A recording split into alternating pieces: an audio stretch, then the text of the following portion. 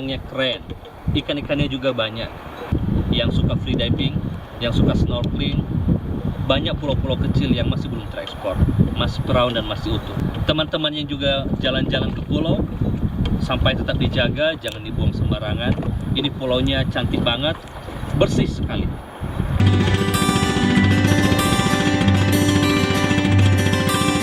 Nah, sudah dilihat kan pulaunya cantik, pantainya pasir putih, luar biasa. Onolimpu kecil keren deh. Ini surga di Pulau Nias. Luar biasa perjalanan hari ini, petualangan yang sungguh menyenangkan bersama saya Java.